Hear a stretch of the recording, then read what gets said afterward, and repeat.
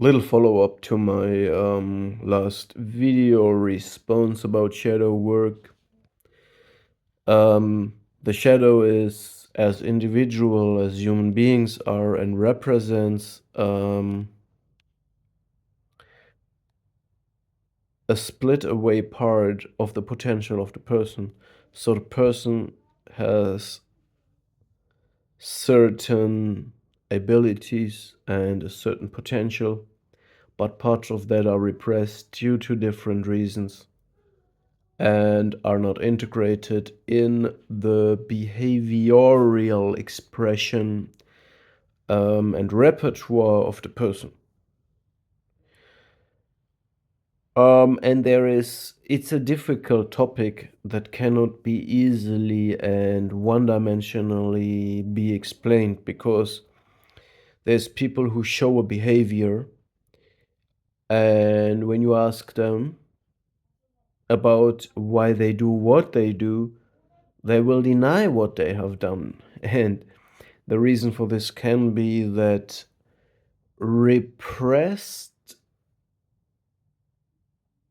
qualities, a repressed part of your personality can still manifest in your behavior, but it's so strongly repressed that it leads to two problems, to a problem, to a problem.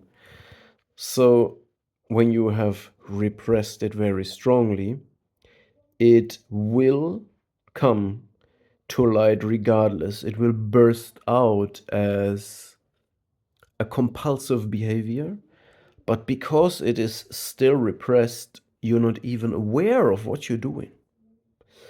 So there is people who show a behavior that they are not aware of, even if you try to hold them accountable or ask about it. So they will deny what they have said or what they have done.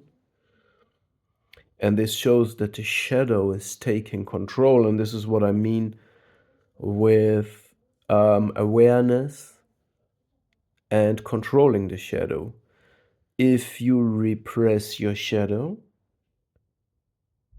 you do not eliminate a part of you. You simply switch away awareness of it, but it still manifests in your life as something out of your control, and you don't want it. Therefore, awareness and integration is needed, which means the part that you repressed, didn't like, were ashamed or afraid of, you acknowledge it as a part that is 100% yours, and you own it and express it knowingly instead of letting it have uncontrolled outbreaks. Um, when we're talking about this awareness topic, yeah, by the way, I intentionally film with bad picture quality because it's about what I say. It's not about how I look. Um, when we talk about awareness, shadow work is nothing but get into awareness what you're blind about. And just because you repress it, it can, of course, manifest in your subconsciousness, in your dreams, in your fantasies, but it can also have breakouts of compulsive behavior that you're not even aware of, okay? And this is something that we absolutely don't want. Um, but talking about this, I also recently came to the conclusion that if you know or if you have observed a person for years and your conclusion is that this person's behavior can perfectly explained by applying your knowledge about narcissism or psychopathy, um, You look at this person, if you are right, if that is true, you're looking at the person from an outside perspective.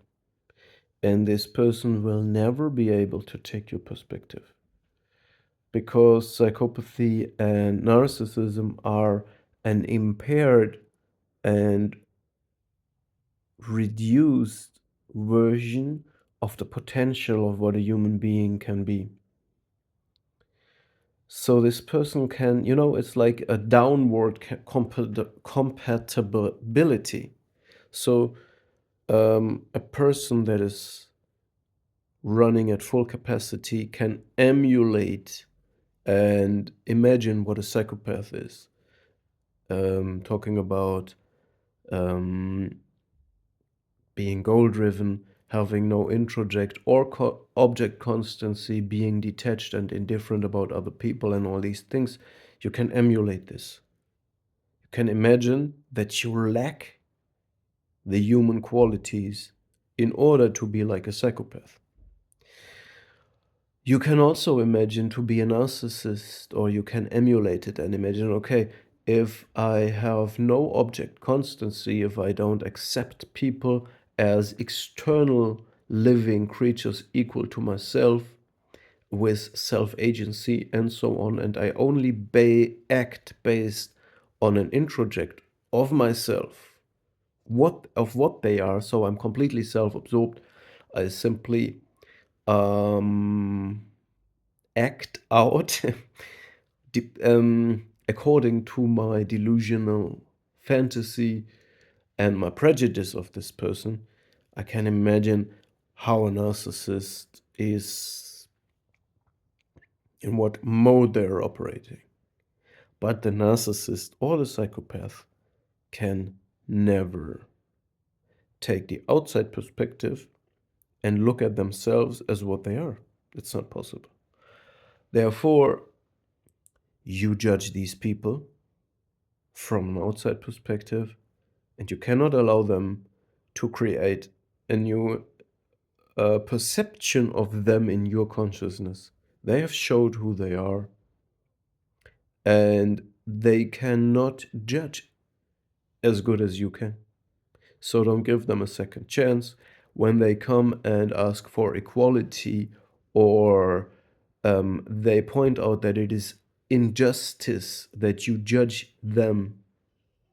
No, they showed you who they are, and they will never change. And if you give them a second chance to establish a different point of view, that it's not psychopathic what they do, or it's not narcissistic, you just enable further abuse, and you enable further um, manifestation of the same behavior of them. Because, of course, they need to be seen as fully operational, healthy, equal human beings in order to establish the parasitic predatory behavior. So once you know what a person is, it's done. You know who they are, and they can't know who they are. You can know it. So I just wanted to add these facts. Also about the shadow work, again, it's very individual. I was using in my first video that I made today the part of the, you know, most people are rather repressing their darker sides that are not accepted in our society, or due to the education from the parents, to repress a certain spectrum of behaviors. But there's also people who, like talking about narcissists and psychopaths, acting only based on their reptilian survival, fight and flight nature, the primitive nature of human beings. They only function based on that, which also applies to many criminal people. And for them, shadow work would mean to activate the repressed part of personality for them, which means they now become empathetic, caring, real social, self-reflective, are able to admit mistakes, forgive their enemies, become giving and working and functioning in society on a real level, not on a fake level. In other words, things that will never happen. So, shadow work is different for everybody. Most people must integrate rather the darker sides like aggression and selfishness. But some people who live based only on aggression, selfishness, and um, primitive defense mechanisms, they would have to integrate what really makes a human being running at full potential, but I doubt that this is even possible. So they are damned into the shadow realm. Therefore, I say these are dead people. There's is lost. The connection is lost to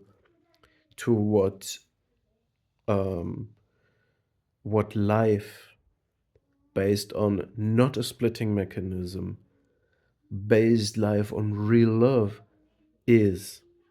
These things have been lost for all of the, since childhood for them. So how should they recover, reactivate something that is gone? I mean, that's not our problem, right? But just wanna point out that I think it's easier to integrate the primitive parts that are deeply rooted in the human um, in the human nature than to integrate the higher consciousness functions and concepts like love if you have acted all of your life based on self-hate, shame, and anxiety. But that being said,